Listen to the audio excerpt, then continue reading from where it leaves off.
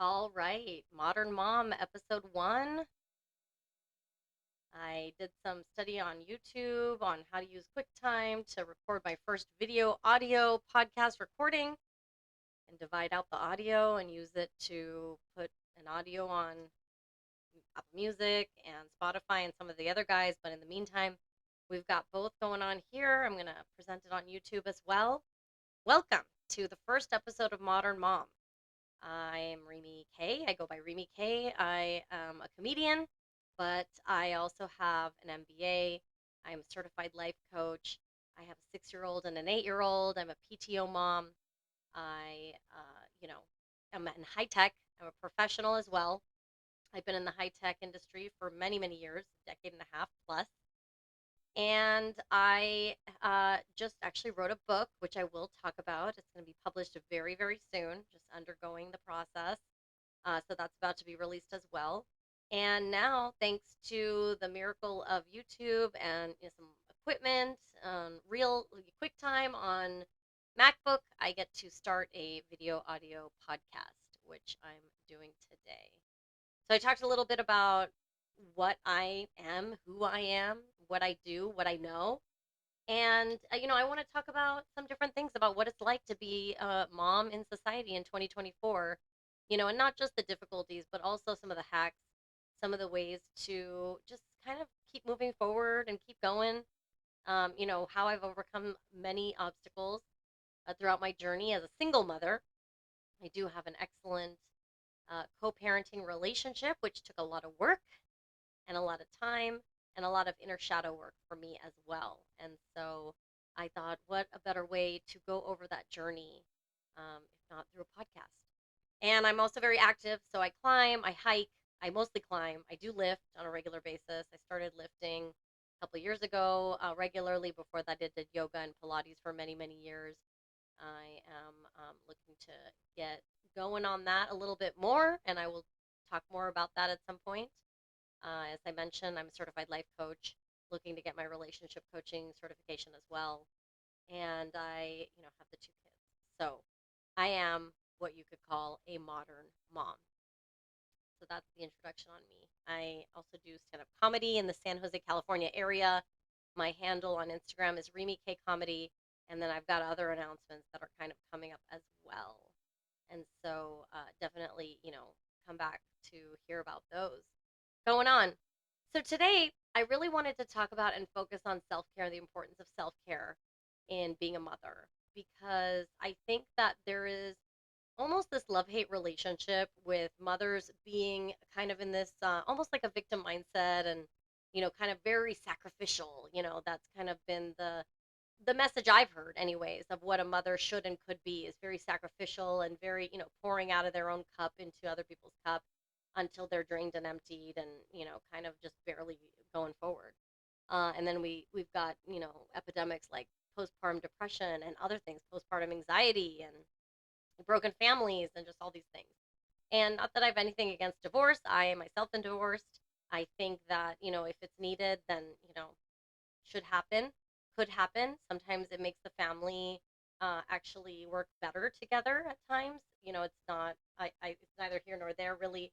But just to say that, there are definitely um, some drawbacks to kind of that sacrificial attitude. And so I do want to talk about self care. So, what does self care mean? To me, originally, it meant going to the spa or maybe even doing a spa day at home, which I still do, having some face masks on, not necessarily eating vegetables or anything like that, although now I do believe that is a form of self care, nutrition, taking care of oneself, going to the gym regularly, being active, doing things that really kind of provide wholly whatever it is that, especially the mother needs. And, it's not just for the mother alone, it's for the children as well.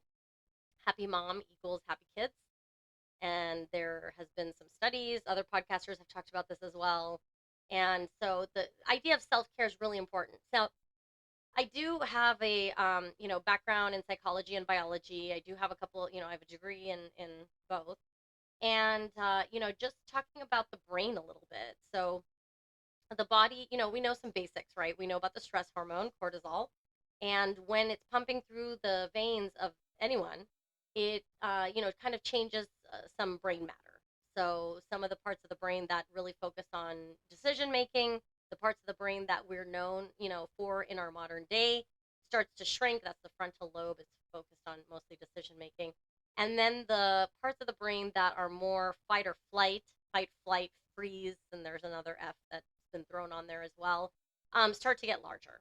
And so what that means is the lizard brain, the one that's really just in survival mode, is getting larger, and the one that really does the critical thinking and kind of makes up for a lot of the reason why the human race has come as far as it has, starts to shrink.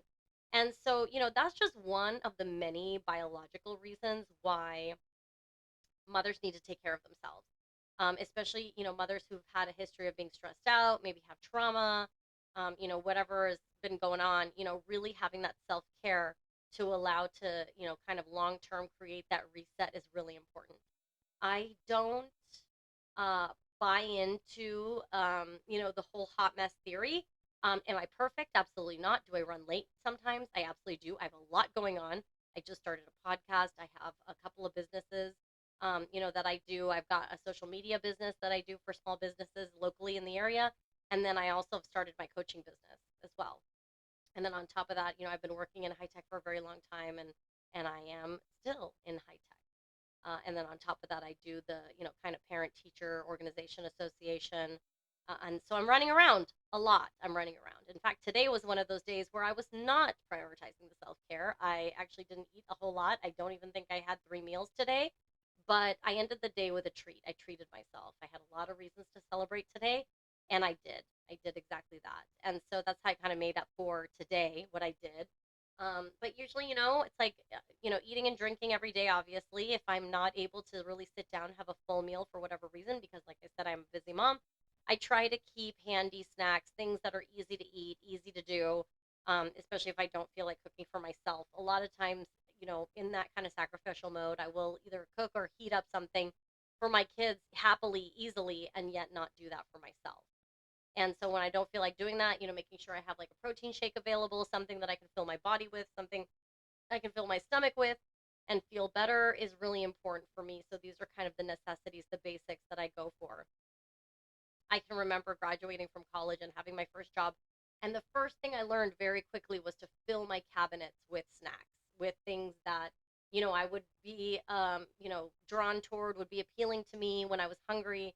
And as soon as I felt a certain way or I was hangry, getting hangry, I would go into the cabinet and I would grab some of those snacks. So these are some basic things that I think we forget as adults because we are so busy and we have so much going on. But making things as easy as myself as possible, that's really important, and that's really part of that self-care that's important. Looking good, feeling good, looking kind of pressed, put together. Everybody has something that makes them beautiful, right? Some women have beautiful blonde hair, some women just have I have very long hair. Everybody has something that is worthy, swoon worthy. And kind of having that and expressing that and being owning that, I think, is another form of self-care. When a superhero, in any TV show, comic book, whatever, a superhero is taken off, and what do? First thing, they put on their suit, right? And so what is the person's outfit if not their superhero suit? So really getting together something that makes sense for the day, some if it's active wear that makes someone feel good. I like to wear something that makes me feel good, that I want to see myself working out, I want to show up at the gym, I want to keep working on it. It's motivating for me. And same thing with being professional. What's the first thing that was said during pandemic when we were all working from home is continue dressing up.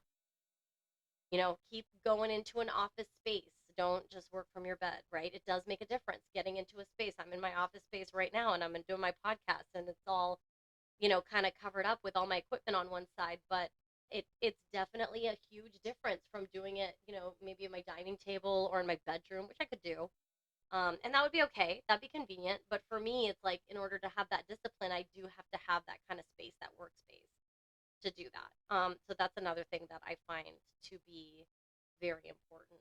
I'm really excited about this podcast. I do want to have guests on here, not just moms, not just parents, non-parents. I want people to talk about, what their experience was growing up, some of the things that they've seen, and, just kind of sharing, different perspectives. I think there's a lot of perspectives out there that maybe are not as commonly, some adventures and some struggles that aren't commonly talked about because the people who undergo them either don't talk about them or don't have a platform to do so. And it's just it's kind of glazed over a little bit. And so I want to talk, bring some guests on here and do some of that. I've got some exciting things that I have planned and have been thinking about for a long time. This podcast has been in the works for a long time. So I've been, kind of thinking about this and considering this for a while. And, I have this theory that, I have a relationship with myself. And so, and I talk about this in the book that's going to be coming out soon, but the relationship with myself looks like this. I have a relationship with my past self, my future self, my present self, and I'm grateful when my past self sets me up for success. And I also forgive my past self when I feel like my past self could have possibly done more. And I've gotten to the point now where, as far as I, understand, my present self understands, I've done the best that I could with everything I had and, whatever level of energy I had or whatever. I am not going to get mad at myself anymore. I used to do this in college and before. I used to get mad at myself for maybe not doing something or skipping out on something or maybe taking a break or taking a nap or whatever. And that's just not something I do today because, if that's something I needed for that day, I needed to do that. My dad actually used to say a lot, "You are here. This is where you are." And, you can take that and you can work from there. Or, you can be mad at yourself and really be resentful. And then now your first number one enemy is you. And I don't like to live that way anymore. I don't choose to live that way. There's plenty of people out there who have, negative things to say. I don't want to say negative things to myself. I would like to be, my own best friend. And ultimately, that's the relationship that's the most important, going to last the longest. I talked about self care, the body. I do believe in the body as the temple. I think that the body is the oldest friend anyone ever has. It has been my faithful companion. It has been with me. It has taken me, through thick and thin and every adventure and gotten me through school and gotten me through work and gotten me through having two children. It has been a vessel for two young children as well. And so, I like to try to appreciate my body, whatever stage it's at. I do. Today I'm very happy where I'm at in terms, and mostly it's not because necessarily the shape of my body is perfect, but it's because I participate in a lot of activities. I do a lot of indoor climbing. I'm actually prepping to do some outdoor climbing as well. I lift several times a week. I'm very active. I go on hikes. I do a lot of things with different people, and I'm kind of down. Like I'm down to try something new, a new activity, at least once, right? And but at a time where I was maybe not feeling so active and not feeling so much like I was participating in my physical fitness, I would still, continue to kind of thank my body for the journey that it's brought me on, because it's with me, right? And it's really up to me. If I'm not liking what I'm seeing or I'm not liking how I'm feeling, it's likely something that I'm either eating or not exercising enough. It's really my prerogative to take care of myself and then thank myself for taking care of myself. So that's kind of what I have to say on self care. I don't want to overwhelm on the first episode, but that's kind of the introduction and the first part of self care. I do want to like mention that in future episodes and just in general, I talk a lot about hacking things. So I'm big on hacks and I'm big on doing things the most efficient as possible. I don't like the term shortcut, but that's the term I've heard in the past. And I do like to do things as efficiently as possible. I don't think if there's something that I can say in 10 words or I can say in 3 words, I will try to say it in three, and I'll try to do it as quickly as I can, or as immediately as I can. And I know a lot of people, a lot of the most successful people I've met are the same way. They, as soon as something's on their plate, an action item is on their plate, they will get it off their plate and put it on someone else's plate so that once they, receive it back like a tennis ball, they can make the next move and stay in the present. So, I don't always do that. I definitely, I'm a good procrastinator and I regret it every single time. So whenever I have some stuff on my plate, right now I'm recording this podcast because I wanted to kind of give it a reshot after I tried to record something earlier and I let a few people know and they asked for links. I decided to re-record this. I'm about to do about maybe an hour of my social media stuff for one of the businesses that I do social media for, and kind of head to bed early. So thank you for joining me at Modern Mom, and please, come back provide any feedback. Please be polite, have manners if possible, but if not, understood. I am really excited to keep going. So thanks for joining. Thanks for being part of it.